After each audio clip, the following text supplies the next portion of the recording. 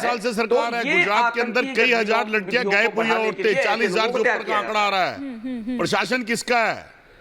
अगर आप कह रहे हो कि बंगाल के अंदर प्रशासन जिम्मेवार है, तो गुजरात के अंदर जो महिलाएं गायब हुई हैं उसके लिए कौन जिम्मेवार है? मैं बताता हूँ। केरल के अंदर सरकार आपकी थी, केरल स्टोरी बनने से पहले जो हिंदुओं के साथ हुआ उसका जिम्मेवार कौन? एक मिनट,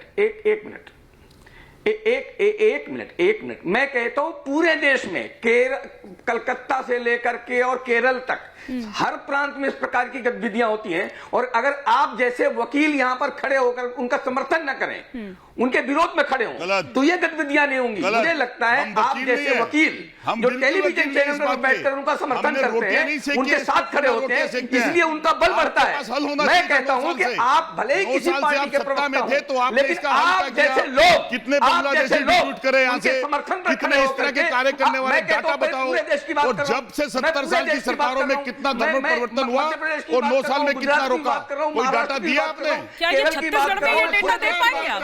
छत्तीसगढ़ में ये डेटा दे पाएंगे? मैं तो दोनों से ही पूछ रही हूँ, और मध्य प्रदेश में भी तो रहे हैं ना कुछ टाइम के लिए, तो आप भी रहे, कुछ टाइम के लिए तो आप भी रहे। क्या तब ये प्रॉब्लम नहीं थी? देखिए, विषय बहुत गंभीर है, बिल्कुल गंभीर है, की बात नहीं है, ये सबके लिए है। हाँ। ये कोई भी मजहब का आदमी जो एक देश के प्रति सहानुभूति रखता होगा वो इसको बिल्कुल नाजायज बोलेगा, जायज नहीं बोलेगा। लेकिन विषय क्या होता है? क्या ये विषय के ऊपर हम ये बात कहें कि आपने किया उसने किया?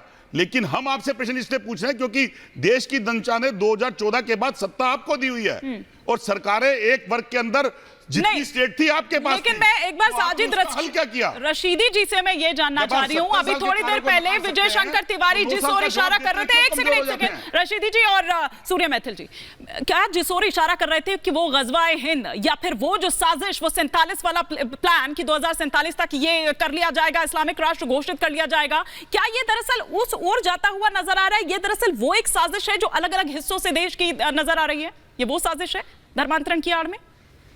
किससे, मुझसे पूछ रहे हैं? जी रशीदी जी।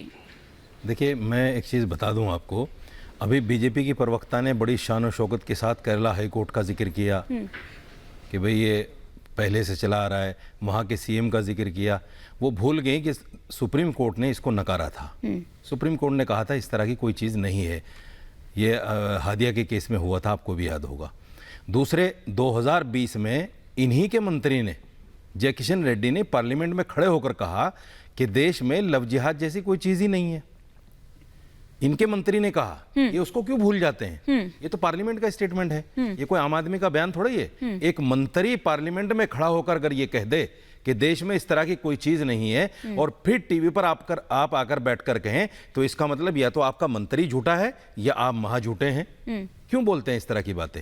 दूसरी बात, ये धर्मांतरण का जो मामला है, देखिए इस्लाम तो इसको सिरे से नकारता है। इस्लाम कहता है कि दीन में कोई जबरदस्ती नहीं है। अच्छा। अगर कोई जबरदस्ती किसी को लाता है तो वो इस्लाम नहीं है। मैं आपके चैनल के माध्यम से कहता हूँ, वो इस्लाम है ही नहीं। वो किसी ना किसी मानसिकता, दूसरी मानसिकता से उसको इस तरह का फोर्स से कन्वर्जन करा रहा है, वो इस्लाम में मान्य नहीं।